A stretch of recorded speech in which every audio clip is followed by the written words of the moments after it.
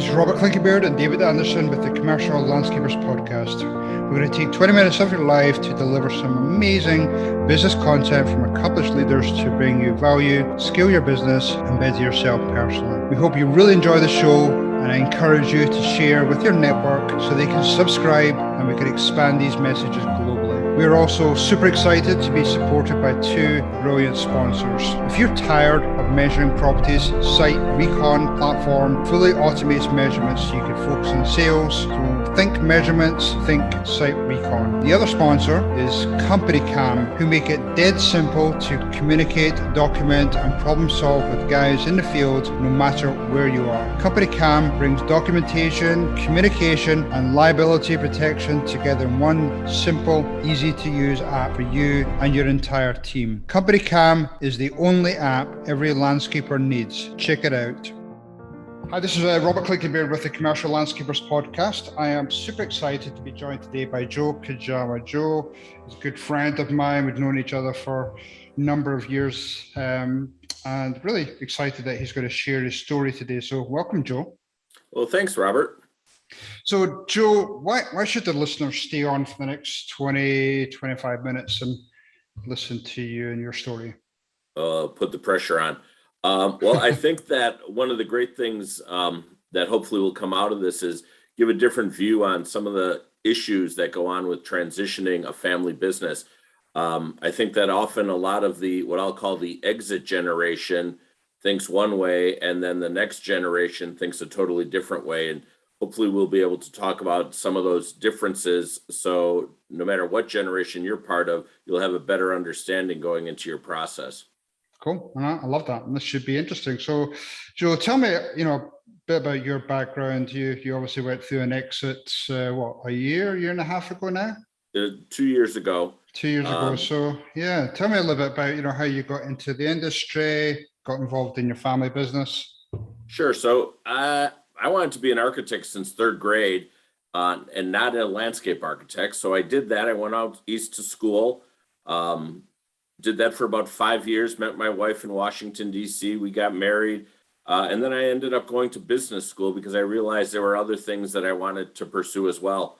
Got a full-time MBA, and then I started doing management consulting in a boutique firm in Chicago on Michigan Avenue, working with some great clients like Caterpillar, Michelin, Aon, 3M. Had a really good time with that. But at that point, I started raising a family and had 3 small kids, and I was traveling a lot and didn't get to see them. My brother, we were talking one day, and he actually said, "Hey, have you ever thought about coming to work for the family business? Do what you're doing now, modernize, streamline, operationalize, but do it for us so you don't have to travel and you can see your kids." Turned out it worked out really well, and that's what I did. I joined KEI in 2003. KEI, Kujawa Enterprises Incorporated, was my family's business. Third generation family-owned business, started by my grandfather back in 1926. And at the point I joined it, my brother and I were kind of running it. My parents were still the majority owners. And we had a brother-in-law working in it, an aunt working in it, my nephew, my sister. So there's a ton of family all around at KEI. Stayed there for a number of years until just in 2 years ago that we ended up selling to Sperber Company. We had been approached the year earlier and just started thinking about what does transitioning look like for our family and what's going to make sense. My brother is still with the company. He's president of KEI, but the rest of the family decided to take the opportunity to exit the business, including myself. No, that's a great story, and a lot of history there. So excited to dive into this. So when you first joined KEI, what can you remember what revenue you were doing when you first joined? I think we were probably about 5 to 6 million. I honestly should go look that up someday because it was a great journey. But I think for us it was interesting when I first joined. Revenue was never a driver for us. It was more about a lifestyle, and we just kind of made sure we were all happy with what we were doing and where we were going. but that changed over time. And, when we left, when I left KEI, we were just over $15 million when we sold it. Wow, that's tremendous growth. Yeah, nice job with that, Joe. Now, when you started to get into the business, and as you say, a lot of obviously family were working in the business at different capacities. That must have come up with some challenges through the years, and how you navigate all through that. Now, I don't want to necessarily give you some secrets away, but how did you work through some of those challenges as you grew it from 5 to 15 million? Well, I think one of the things that helped was having been raised in a family business. Obviously, my parents were the second generation, and they really ran it while we were growing up. And they made a very conscious effort to bring business home, that there was a clear separation between business and family. And they made sure that they didn't talk about the business at the dinner table. If they had to talk, they would go to the other room, get away from the kids. It wasn't something that we heard growing up. We all worked in the business growing up, summers and things like that. But that helped immensely, because it helped me to separate when I would have a frustration with someone in my family about the business, to remember that, okay, he's, my brother, he's still the uncle to my kids, godfather to my daughter. Get upset with my parents, well, they're still my parents. And you got to, be able to separate those two things. And I've seen too many families that haven't managed that, haven't figured that out, and they take it all too personally. You have to remember that business is business, family's family. And of the two, in my opinion, family is more important. And so I think my brother and I, as we evolved in our roles, we agreed 99.98% of everything, or we deferred to the other and said, well, I don't really care, whatever you want to do is fine. But that 0.02%, did we fight like cats and dogs over it? And it was interesting in that it happened so rarely, but even when that happened, we'd be in a management team meeting, and we had a couple of people who were not on our management team. They'd hearing us what we're doing, and then all of a sudden, someone would look at the clock and like, oh, hey, time to go to lunch, let's go. And everyone's all hunky-dory and friendly, and they just like, how do you turn it on and off? And our response is always, well, you have to, but that's part of being a family. I think one of the negatives of working with your family in that kind of situation is, growing up, you know how to push each other's buttons and what those buttons are. So if you really want to get under your mom's skin or your dad's skin or your brother's skin, you know how to do it. And, sometimes it might get the better of you and you do that. So You got to be careful with that as well. No, for sure. Now, did it always work, not taking work home? Did that occasionally spill over into some, family time or dinner at Thanksgiving or something like that? It really didn't. What I had the biggest part of was when I would go home, not being able to talk about business. So, prior to that, my wife and I'd come home and, so how was your day? And we would talk, and Patty and I would go through stuff at the dinner table. Kids were there, and I was just saying, well, I had, this issue with my boss in when I was working in Chicago, or this problem came up on a project, and could share more about it. I had to be more careful about what I was talking about when I came home working at KEI. I didn't want, my kids or my wife hearing me complain about this guy I work with. Oh, that's grandpa. Or, this woman, oh, that's Aunt Judy, or, whatever it was. I didn't want the kids thinking negatively of the family members or my wife. I didn't want to give her fuel to the fire. She's already got it tough with my family. I mean, we're a strong group. So I think she kind of was like, well, talk more. I'm not opening up. And I'm like, yeah, I didn't want to get into that with her. And so that kind of separated things a little bit.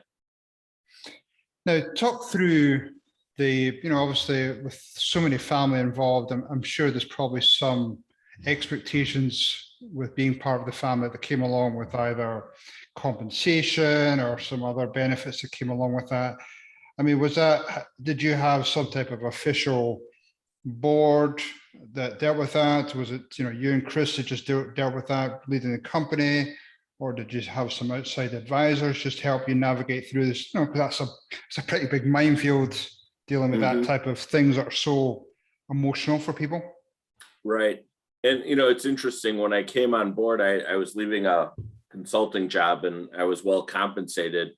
And as I said, money was never really a driving force for our family at KEI.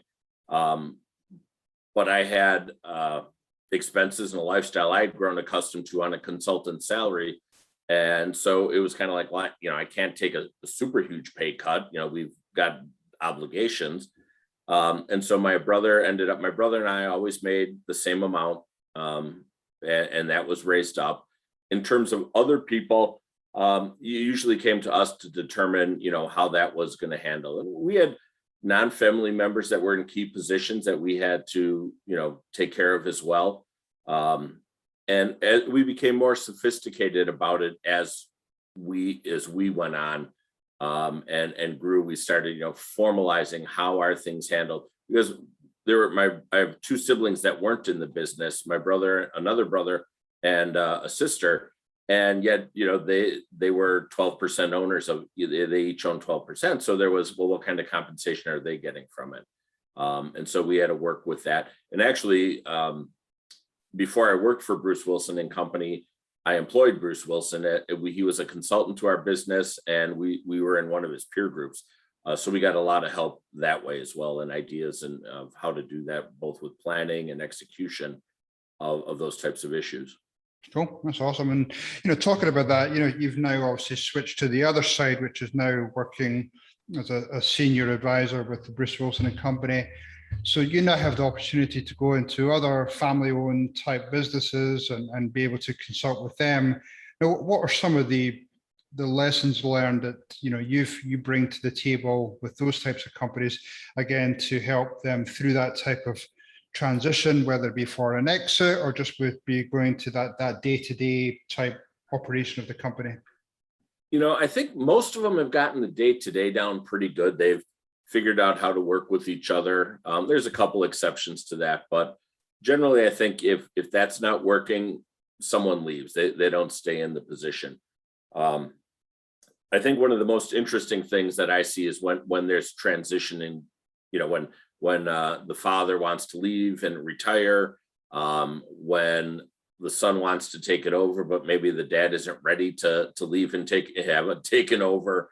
And I think it's really important to realize that it's not just a financial transition. And you have to look at the family and manage and navigate all the feelings and the emotions around all the stakeholders. That could be siblings that aren't in the business. That could be siblings that have minor roles in the business. Who's going to be the leader of the company once that exit generation leaves. And those are some more touchy feely soft issues that are just as important. They really help with the culture of the company and what's going on. And I think I've seen the most success when there's actually a lot of planning around that and communication more than anything. I've had companies where I know of companies that are very successful, very high profit companies. There are sons in the business or a son in the business. And when they go to transition and they're thinking, they talk to the management team, which, or the next layer of management that might be ready for the transition. They all say, well, I really don't want to be an owner. I'm really happy being an employee, but no, they don't want that commitment or that hassle, as they put it, of being an owner. And all of a sudden that throws a wrench into the whole transition planning, because dad thought I was going to pass it on down to my only son who's in the business and he doesn't want it. Okay. Right. So, now what do we do? I've seen kids who joined their parents in business because it was easy or they felt an obligation to help them, but it was never a passion of theirs. And, as soon as mom and dad pass or leave the business, they end up selling the business so that they can pursue their own passion. And I think the founders have to realize that the legacy they're giving isn't necessarily the business, it's the opportunity that they're giving their children. Right. And don't be so worried about, well, you've got to maintain this landscape company. Well, maybe not. Maybe they can use the money from that to to found their own passion and do something that they really want to do. Right. So I think that kind of communication of, where the stakeholders are at is important. I think it's really important to look at, what the difference between fair and equal is when you have kids that are in the business and kids that aren't in the business.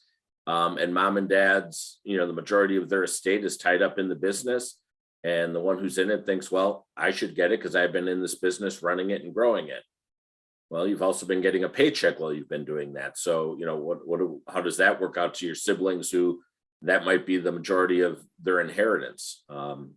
So there's a lot of different issues that have to really be explored and discussed, and better to do it while mom and dad are still alive than leave it for afterwards, in my thought. Yeah, for sure.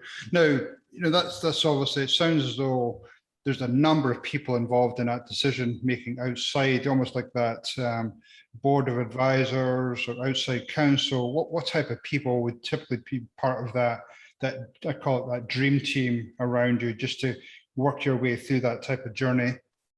Yeah, I think it's good to get a wide, broad assortment of people that know you and know your business.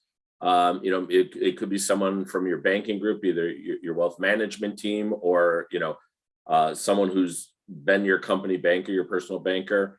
I think an attorney that has some expertise in both estate and or your business would be helpful. I think that, your accountant is definitely someone that you'd want to have in there and understanding those things. And then I think it's great to have someone who, is just a different business owner. Perhaps they went through it or have experience doing it. It doesn't have to be a landscape business owner, but, another family-owned business that has some experience with that. So I think, if you can get a diverse group of people that you respect their opinion and you respect their background and history, it's going to help you. And try and get people that not just you, but either the inheritors or the exit generation both respect, so that it's not, well, I stack the deck with people that agree with me kind of thing. You don't want any of that. You really want it to be an open, fair process. Yep, no, for sure. A couple more questions left here, but Joe, but let's transition into, when you talk about that dream team being around you, and obviously you've gone through that journey of an exit, that dream team will still be there with you. Now, there's obviously those conversations with your family and dream team will now have changed. So, as you went through that process, what's probably 2 or 3 things that, if you've got some listeners here that are thinking about an exit, especially if they have some family or to transition there, they should probably hear from you to help them through that process? Well, I think one is understanding what everyone's goals are. When we went through our process, I think it came as a shock to a lot of the people who knew our family and knew our business that we would sell. And it came about after a series of discussions where we're realizing, okay, there's no 4th generation. We didn't have the next generation to come and take it over. And an opportunity or a series of opportunities presented themselves that were like, well, this could really work out well for, meeting a lot of different needs amongst the family. And so, being ready for it and opportunities, I always say, you should be running your company like you're ready to sell it, getting it ready to sell, even if you're not, because at some point, something may happen. There may be a death in the family. There may be a disease, who knows, or just, a change of mind where all of a sudden you want to sell it. And well, no, wait, now I got to get it ready to sell and make sure I'm doing my this and that the right way and focusing. The other good thing is running a company to sell means you're running a profitable company. And who doesn't, so even if you're not selling it, it's better to have a organized, well-run, profitable company. So I think that's important. I think understanding each other's goals is important.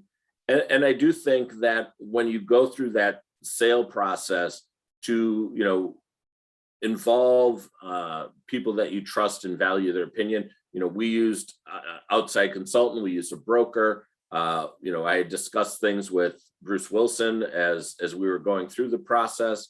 So, we had our consultant, we had our broker, we had our dream team of, our accountant, our lawyer, our banker, a number of people involved in making sure we were covering all our bases with what we were doing. and we met a lot as a family. We probably met more as a family about the sale than we would typically meet just to run the business, to make sure we were all on the same page and we were good with it. That's awesome. And final question, would you have done anything different when looking back at, joining the business, growing the business, and then going through that exit? What would be the one thing you would maybe have either done differently, or maybe you're 100% happy with how it all progressed? I am really happy with the time I had at KEI and working with my brother. I said one of the best things was, I got to have breakfast with my kids. I had lunch with my dad, and then I had dinner with my wife and family again. And that was great. That something I had missed when my kids were really little. And so that was wonderful. I think that, it brought my brother and I closer together than had I stayed living in Chicago or Washington, which I think was great. And the rest of my family, just because I was back in town with them. So I'm very happy with how that all went. And the sale, I think we got a good price, a fair price for our company. And I was happy with that. And the timing of it, where I was able to transition back into consulting, which was something I really loved. It allowed me that opportunity to go back now that my kids are grown and out of the house, that, I don't have to be there for all those meals because they're not there. So it's really great in that regard. Cool. That's awesome. Well, thank you, Joe.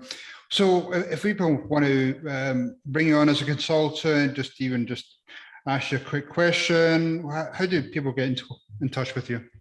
You can email me at joe.kujawa, KUJAWA, @brucewilsoncompany.com. Awesome. Cool. Joe, really appreciate your time today. Thanks for sharing your wisdom. Look forward to seeing you in landscape soon. And thank you for your time today, Joe. Definitely worth it. Thank you, Robert. Hopefully that was pure dead brilliant for you today, and we've got some great takeaways for your business and your personal life. This is Robert Clinkenbeard along with David Anderson, and we'd love to get you and your friends to join us on our journey. 2 quick things before you go, listeners. Check out our website, thecommerciallandscaper.com. You can subscribe, you can share with your friends, but more importantly, check out our sponsors. We have Site Recon, who are going to help to capture measurements on your property and create a really streamlined process. And we have Company Cam, who make it dead simple to communicate, document, and problem solve with guys in the field, no matter where you are. Thanks, everyone. Cheers.